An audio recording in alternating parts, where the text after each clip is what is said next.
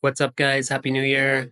So, in this video, I'm going to talk about what you can do if your audience isn't buying your coaching offer. And first, I want you to acknowledge like if you are putting yourself out there and creating content on social media and people aren't quite biting yet, first off, acknowledge that you've taken a big, amazing step in actually putting yourself out there. And you're so much further along than the people that are kind of like dreaming of being a transformational coach and haven't quite taken that step yet of actually starting and putting themselves out there. So, first and foremost, acknowledge yourself for that. And this is common. I see this a lot with people where they're going for it and they're working really hard and they've got so much to offer and they're creating a lot of content and they're getting better and better at content. And it's just their audience just isn't quite buying their coaching offer yet. And so in this video, I'm going to talk about 5 things that you can do to make make that happen, basically. So one thing I see a lot is you're not clear on your who. Like so often people are speaking, they're trying to speak to such a broad audience. And when you get more focused on like a more dialed in niche, everything falls into place because then you start speaking directly to these people. And when you know your who, then you create content for them. And then your audience has this experience of like, wow, this person is speaking directly to me. This person is creating content that's about exactly what I'm going through. And so that becomes so powerful. And like for me, I'm a marketing coach, right? And I've actually had the most success in my professional career has actually been in e-commerce as opposed to like being a marketing coach. I've made more money in e-commerce. I still have though the ability to do that, like run Google ads, set up Shopify. I don't create content saying like talking about internet marketing because would people listen to me? I don't know. But the fact that I'm speaking directly to men's transformation coaches about marketing, my guys have this experience where they go, "Oh wow, he's speaking directly to me." And so it's so common like people have this a little bit of an aversion to getting really really dialed like focused on their who, but especially to start, get super super specific on who you're helping. And as you build up your reputation, your online presence, you can branch out as you go, but especially to start, especially if you're not quite getting the sales at the level you want to and you feel like you're putting in more work than the reward that's coming back.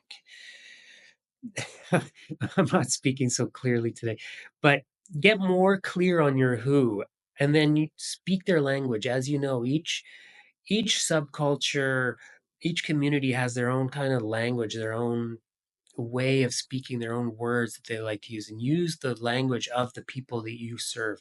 So this is so critical. Once you get this dialed in, everything else will fall into place. Get clear on your who.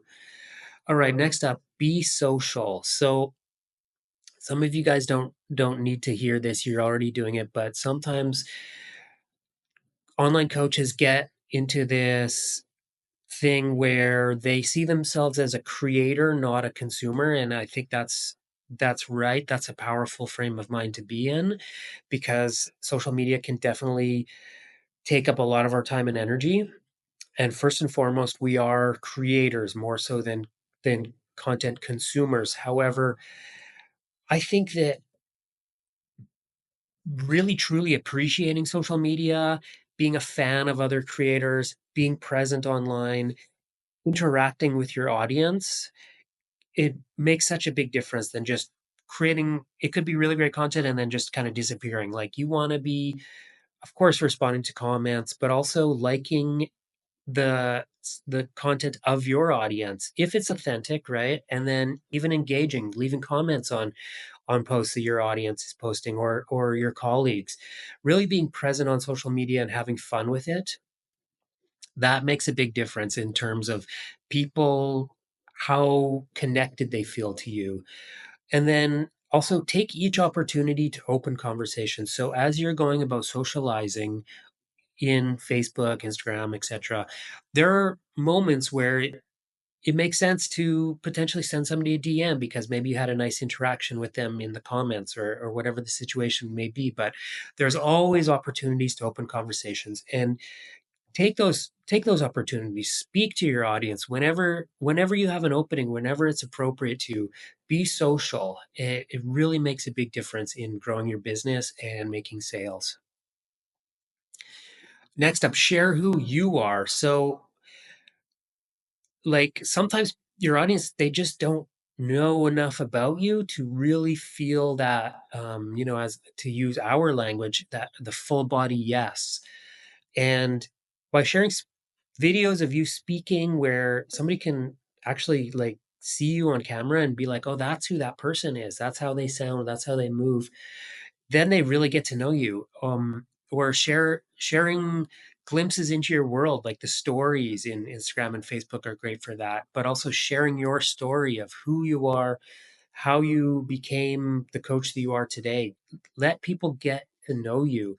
And then of course share photos of yourself. And often it can, I think in our community, it it can feel a little bit egotistical to be posting photos of ourselves, but think of it as like you're doing it for your audience. You're sharing this character that it's who you are, but it's a character online that is in service to your audience. And by sharing yourself in videos and photos, glimpses into your world, what you're doing on a day-to-day basis, kind of behind the scenes stuff, it really lets people get to know you. And people, they well, it's a cliche, they don't buy coaching, they buy coaches. And so when they really get to know, like, and trust you, that's when the sales are going to come. So really be open and share who you are.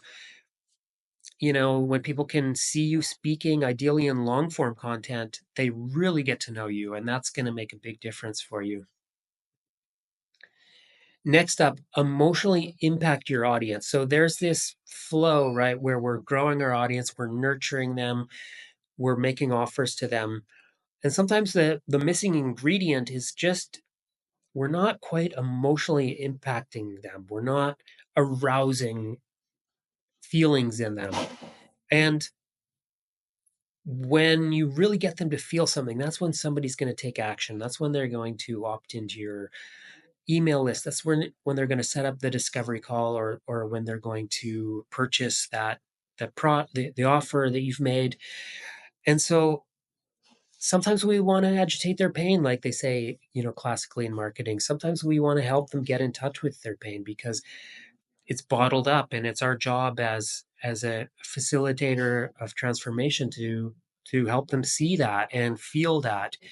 And then of course we want to vividly describe their dream outcome and really get them to feel that in the moment. And when we're impacting our audience like this, that's when that's going to stir something in them, and that's when they're going to take action and really work with you and see, yes, this is the guy for me. This is the guy who is really getting me in touch with the need that I have to make a change in my life.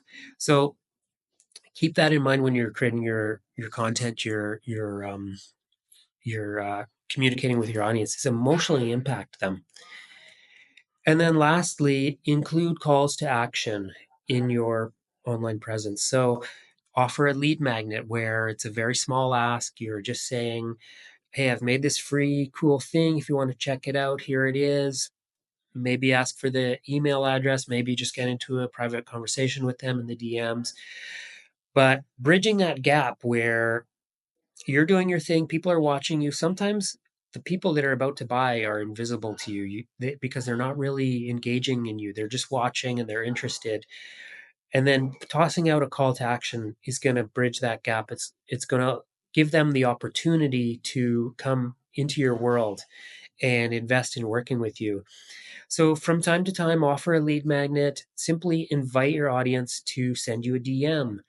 Or this is classic, comment the word, whatever is a powerful word for you, comment tribe, and I'll send you the link. So include a call to action at the end of your posts. You don't have to do it every single time, but frequently, consistently include calls to action to take for your audience to take that next step and work more closely with you. So try these 5 things, and it's probably just you're just a little tweak away from that next level of success. And it could be maybe 2 of these things, or maybe a little bit of all of them, but just try tweaking a little bit each of these 5 things, and you're really close to the success that you've been working towards.